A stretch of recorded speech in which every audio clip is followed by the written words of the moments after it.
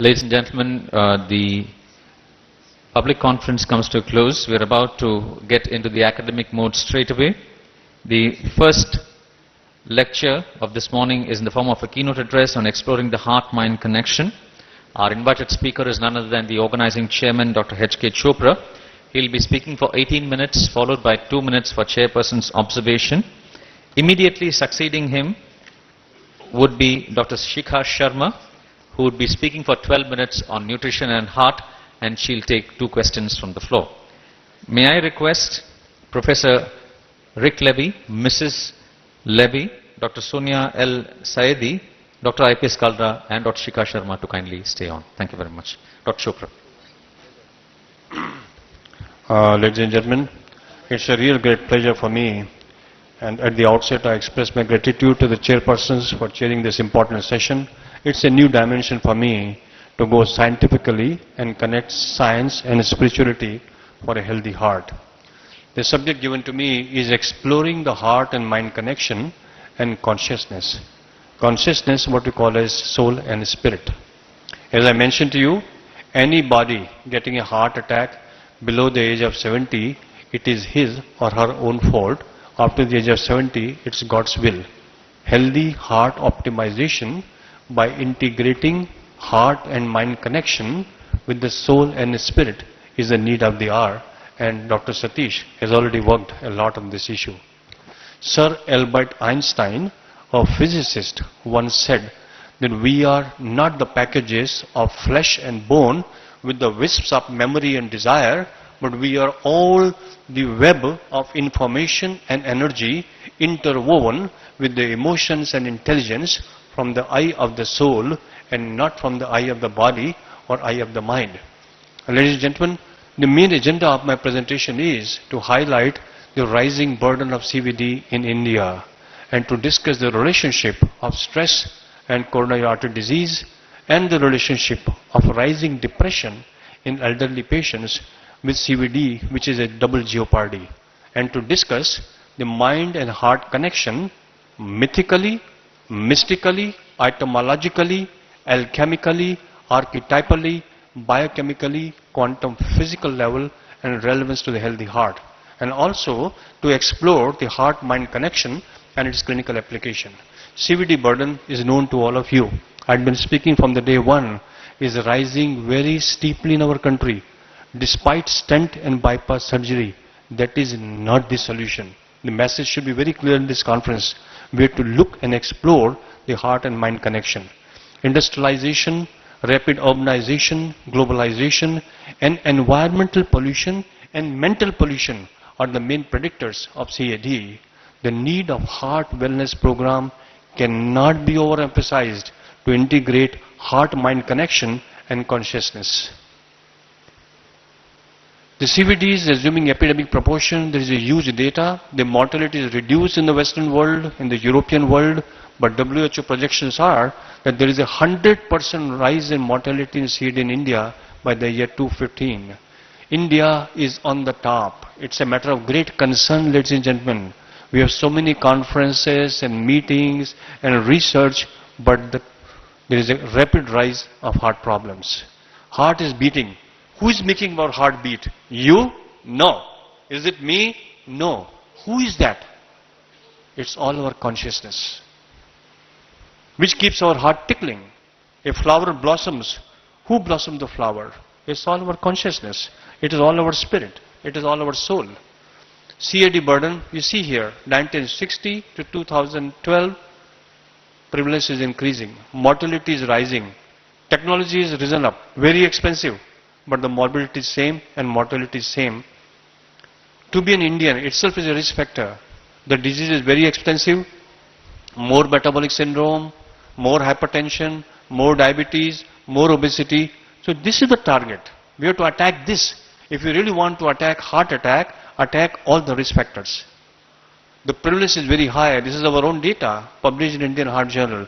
40 to 60 years of age, highest prevalence of metabolic syndrome. Ladies and gentlemen, this is not my data. This is the data from Inter-Heart study published this is 52 countries data with 15,000 patients, and mentions psychosocial factors, depression, anxiety, cynical behavior, hostility, irritability are the very, very important determinants of premature heart attack.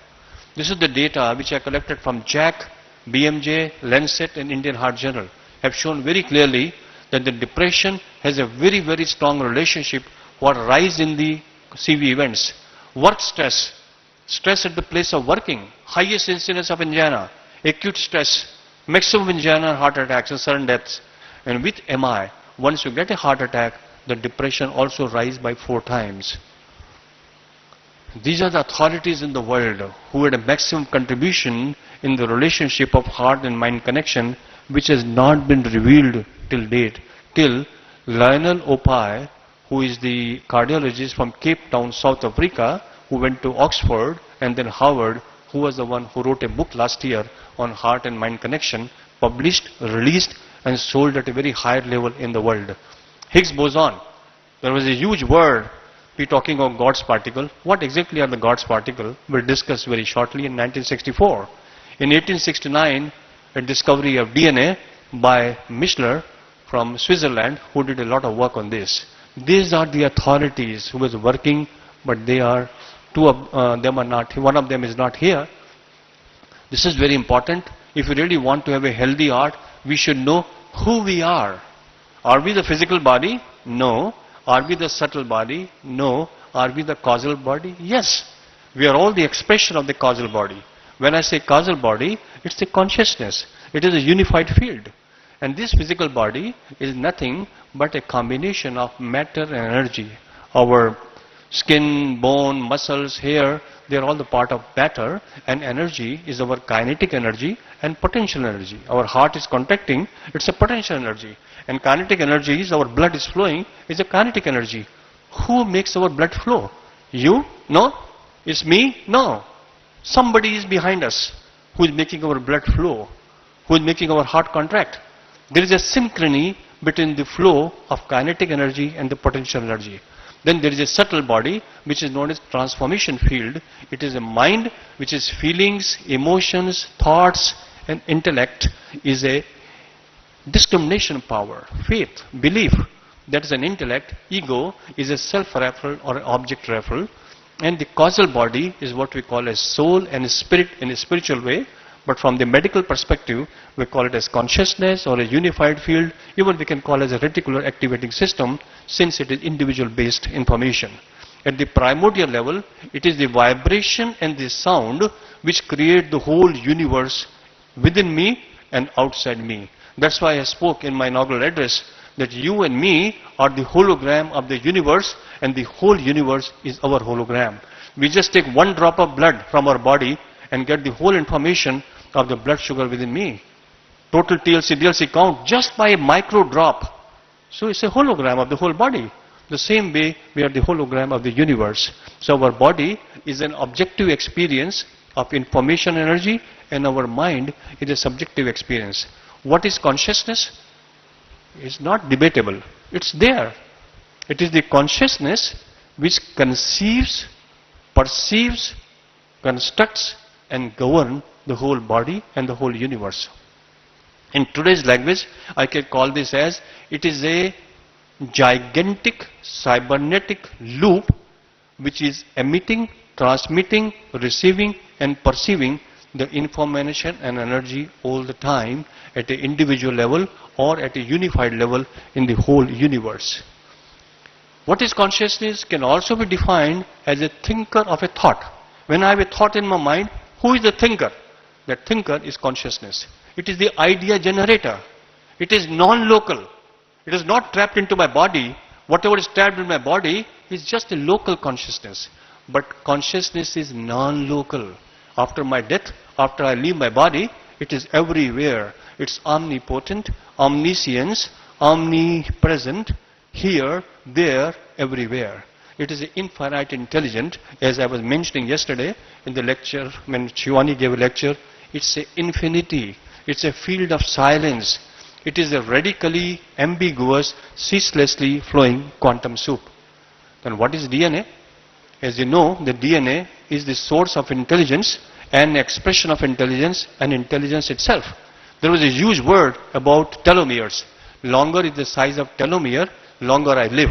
Shorter is the size of telomere, shorter I live. What determines the size of telomere? It's our lifestyle. I have shown here on the one slide that the DNA is damaged if you are stressed, if you smoke, if you take tobacco, alcohol and toxins. So ladies and gentlemen, our genotype is your phenotype. There are a lot of words, as I mentioned on the first day, gluon fusion causes quark, and it is the quark which is responsible for the Higgs boson, but they are all expression of consciousness. Vasudev Kutumbakam, everything has been written in Gita. And the whole universe, scientists are recognizing now. So ladies and gentlemen, our consciousness is like a cosmic computer. And the mind within you and me is the programmer, and the cells in our body, which are 60 trillion cells and 6 trillion chemical reactions, are the terminals of the cosmic computer where the programmer works. And what is the environment then? You and me, our external environment is our extended body. And the healthy heart is therefore a hologram of the whole universe expressed by various authors, as I mentioned here down below. This is very important. I've been telling you repeatedly, we should not be in a sympathetic mode.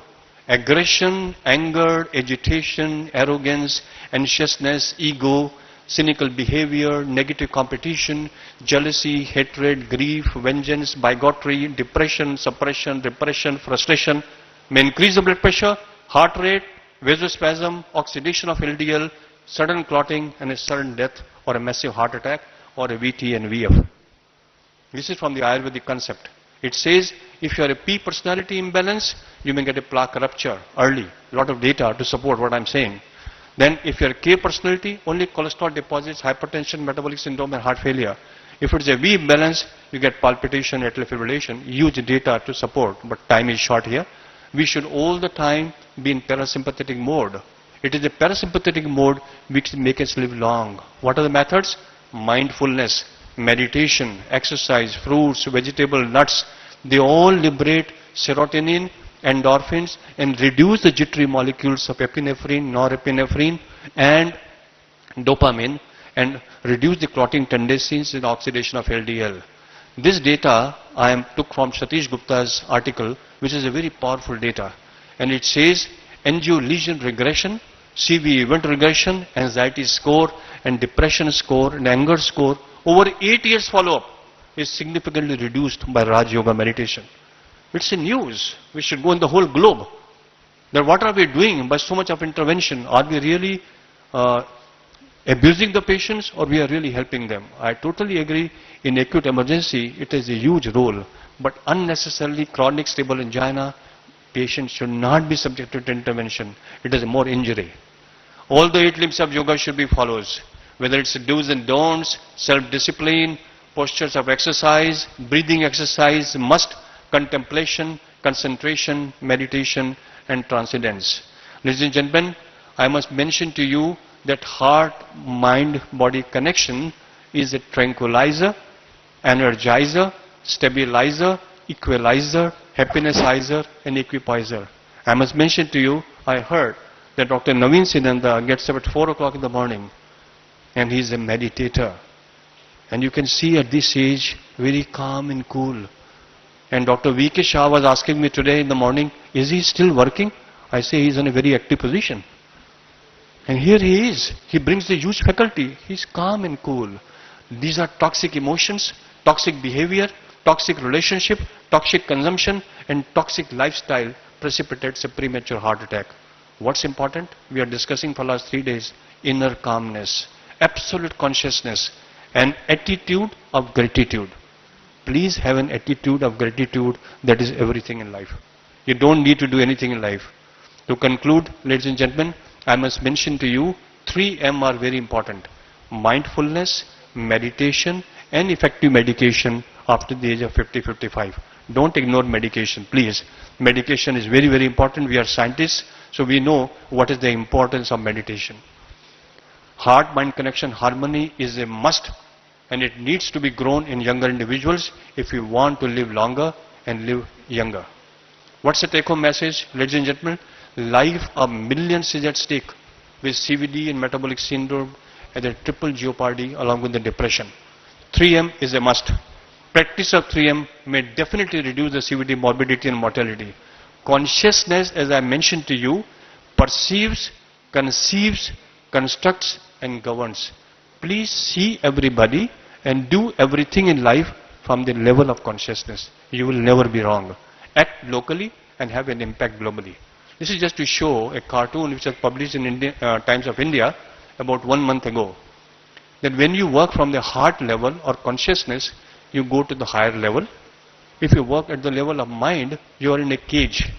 When you are at the level of the mind, you are all the time thinking about the money, Mercedes car and a big bungalow. That make you imprisoned and you become a victim of negative emotions. Ladies and gentlemen, I would just like to mention a very small video clipping. You can just have a look Today at the we will clipping. talk about the mechanism that causes fundamental particles to have mass. If the electron had a different mass, then the orbitals inside atoms would be a different size, and the world would be a very different place. Let's begin by talking about the thing that physicists call a field. The need often arises to describe something that can have a different value at every point in space, like the air temperature, or like the wind velocity, or like the strength and direction of some force, such as the Earth's magnetic field. There are only 4 forces that we know of, and they are all described by fields that give their strength and direction at every point in space. But take note that a force field is something real. It is not just a number for every point in space. It has a physical reality. As John Archibald Wheeler said, it occupies space. It contains energy. Its presence eliminates the true vacuum. And in the words of Feynman, the field creates a condition in space. In classical physics, these fields were often thought of as continuous, smoothly changing entities.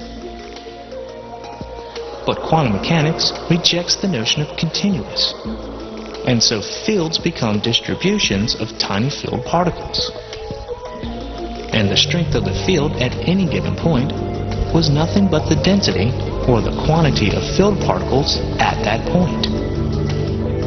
These particles are called virtual particles because they violate the conservation of energy rule for extremely short times in order to exist. They exist because of energy fluctuations allowed by Heisenberg's uncertainty principle, but they must disappear quickly because of the same principle. In force fields, like electric or magnetic fields, these field particles are called gauge bosons. They are the physical reality that occupies space as described by Wheeler. And while gauge bosons exist as virtual particles when generated in violation of conservation laws, they can exist as real particles too, if they are given enough energy to satisfy the conservation accounting. Most fields in science are generated by some source.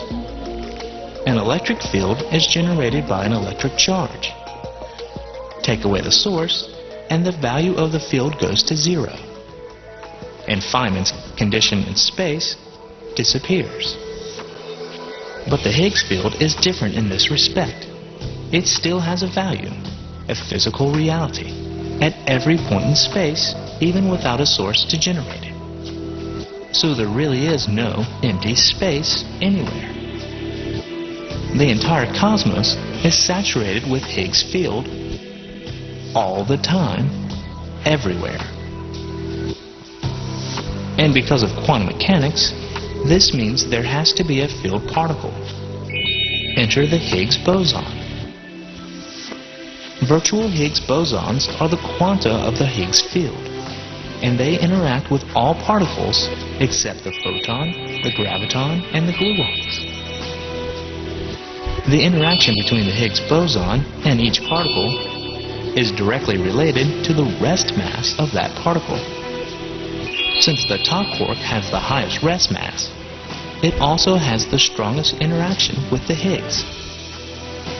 The electron is 300,000 times less mass than the top quark, so its Higgs interaction is much smaller.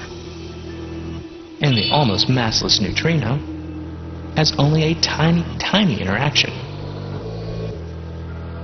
Since the Higgs permeates all space, any particle that interacts with the Higgs interacts with it all the time and everywhere. The Higgs particle acts like sticky bits that put a drag on other particles, and it is this drag that we detect as rest mass. In order to detect a Higgs boson in the laboratory, we must create a real one instead of a virtual one. We do this by slamming particles and antiparticles together to create fireballs of terrific energy. And out of this fireball, we look for decay products that indicate that we created a Higgs boson. There may be as many as 5 Higgs fields, each with its own boson.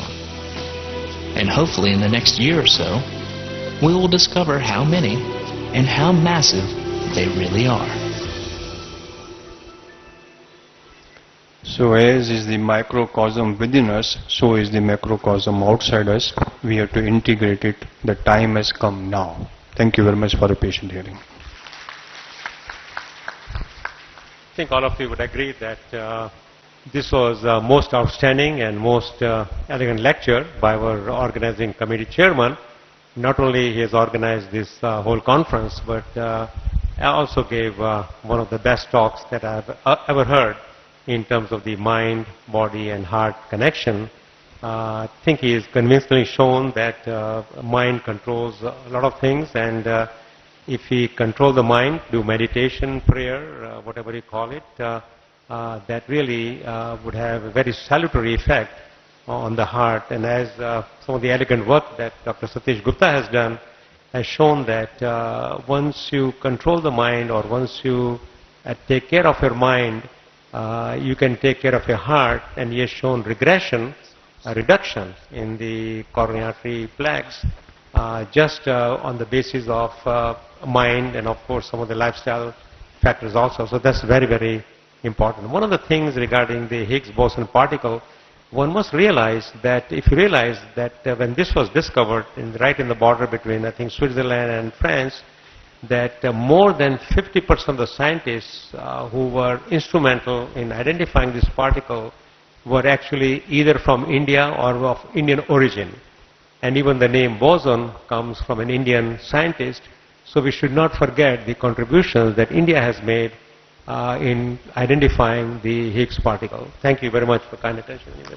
Ladies and gentlemen, may I invite our chairman, Professor Nanda, to be joined by... I thought that Rick Levy is the right person to give more comments, and understand that you have also written a book now which is under publication or it is under distribution. So he may comment on he is the right person to... I would like to thank Dr. H.K. Chopra for a brilliant lecture. Look what he did here. He laid out the basic structure of Maya within which we appear to exist, beginning with the causal plane and then individualizing it to the causal body, then to the subtle plane or astral plane, and astral and subtle body, and then the physical plane and the physical body. He lays out the basic structure of the appearance of reality. Then he links the whole thing and the individual to the impact of that on our heart and our heart health. The man is brilliant. He is laying out, you can see in the components that he puts together here, he is laying out a total package of how we will defeat heart disease in India and around the world. Dr. H.K. Chopra is a world-class visionary. He is still a young man. I am surrounded by eminent cardiologists and cardiac surgeons here, so I'm going to stick my neck out anyway and predict that this young man will go down in history as India's heart doctor. And as he leads the way with this program for heart health, we must all follow his leadership. Thank you. Thank you very much, Professor Levy. May I request Professors Nanda and Levy to please join us in presenting the citation and the medallion to Dr. Chopra.